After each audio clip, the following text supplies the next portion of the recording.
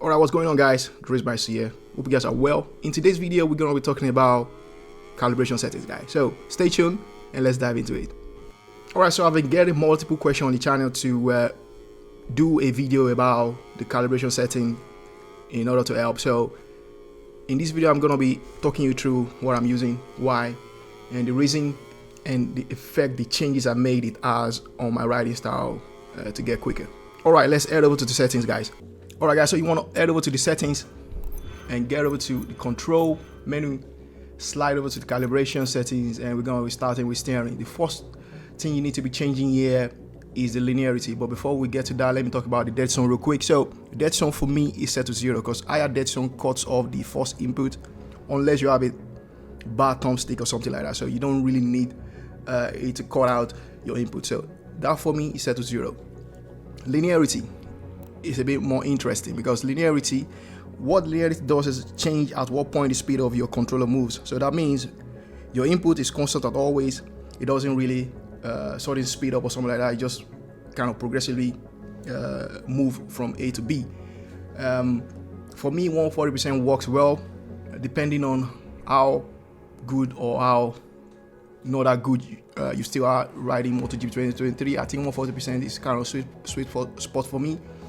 And if you move it a bit higher, you might create a bit nervous bike one way or the other. So for me, 140% really works well. So saturation, you don't want to oversaturate your input, especially on flipping from right to left in some of the tracks. So I set mine to 110%. It really worked for me between 110 to 120%, depending on the track I'm riding on.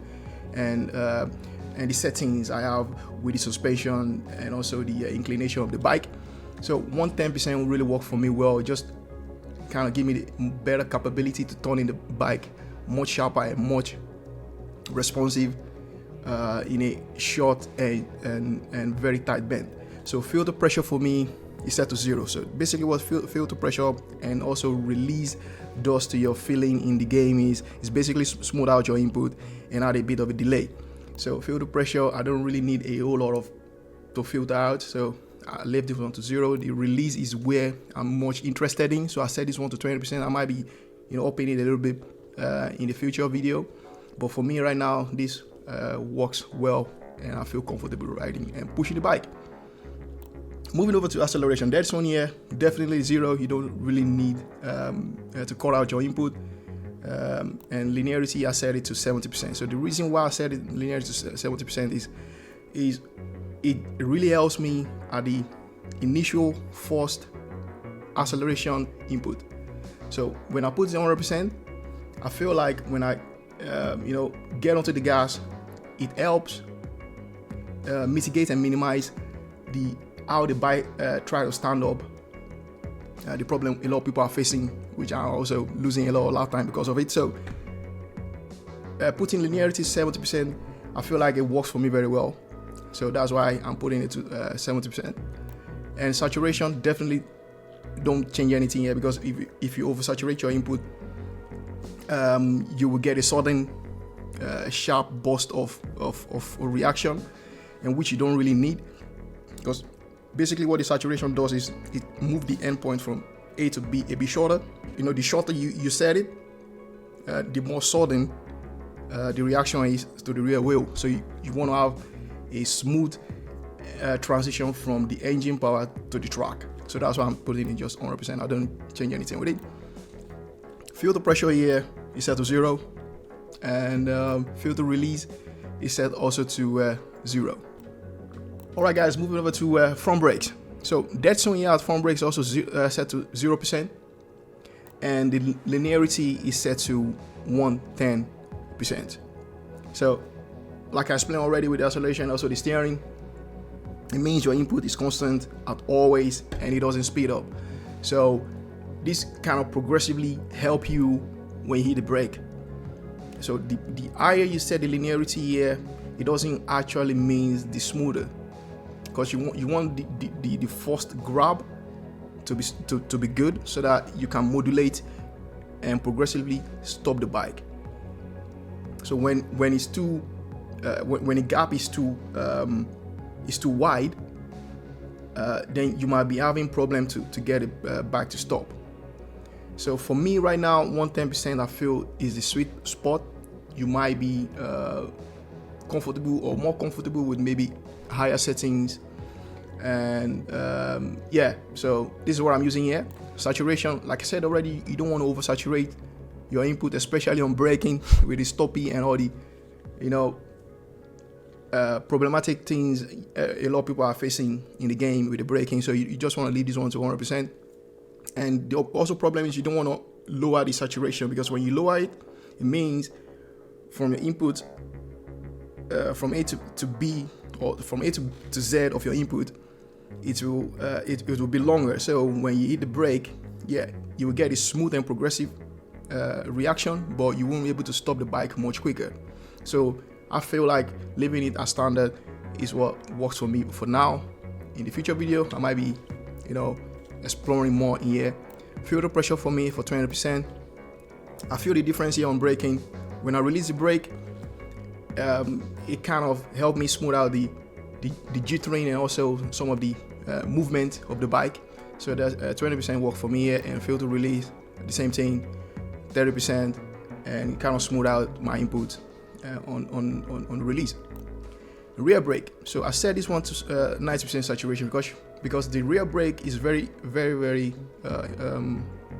strong in the game. It started from MotoGP 2022, and I feel like this year game is not as strong as last year, but still it's kind of strong for my liking. So I set it to 90%, and the filter pressure also to 10%. I'm sorry, 30%, and the release to 10%. So saturation, like I already mentioned, so you don't want to oversaturate your input on the brake, but you want to have that progressive feeling. So with the rear brake set to 90%, you works for me for now. So this is what I'm recommending to you guys as well. Clutch, you don't really need it. The only time you need a clutch in the game is when you're starting at the race start, and I feel like, yeah, you could maybe oversaturating your clutch grab of bite or something like that might help with the start, but I haven't experimented with it, so I can't really tell you guys if you should do it or not. So I'm leaving it to 100%. All right, the rider weight, guys. So that's on here. It may not surprise you, 0%. You don't need it. And the linearity is set for me to 60%. So, like I said already, linearity is just the way your input is constantly and always, so it doesn't speed up. So, the more progressively the rider can lean into the bend and much deeper and hanging much more next to the bike, the more you can really get the bike to turning better. So that's my opinion. Might be different to you. Saturation, you don't want to oversaturate how the rider move on the bike, so it might cause the bike also to be unstable, especially when you are on the lean angle, on the edge of your tires. Then it might cause a bit of a problem. So I set this one to 65%. I'm gonna be doing a lot more track time with it because I feel like I could gain some more experience in it. But for now, this is really working for me, where I feel like the whole package together, the whole setting together work in tandem to give me the feeling and yeah, and it be comfortable to push the bike to set a better lap time and go and be constant and quicker in the game. So guys, this is what I'm using. You can see you could test out what the differences are, but it's kind of difficult to see. You have to feel it. You have to feel it, guys. You have to ride on the track to feel it. Change the setting one by one. You don't want to suddenly change a lot because you won't feel the difference. So this is what I'm using, guys. I hope this setup will set you in the right direction to get better, because I'm not going to guarantee this one is going to work for everyone. It might work for you, it might not work for you, but it's up to you to put time in the game and try to get better in the game by customizing these parameters and find your own sweet spot. Alright guys, this is wrap it up for me for now. I hope this setting will help you out once more. If you're new to the channel, do me a favor, please do consider subscribing to my channel. Hit that like button as well, and also comment, let me know if the settings are of benefit to you and helps you to get quicker. I would love to hear from you guys. So I will see you at the next video, guys. Stay safe out there. Driz out. Peace.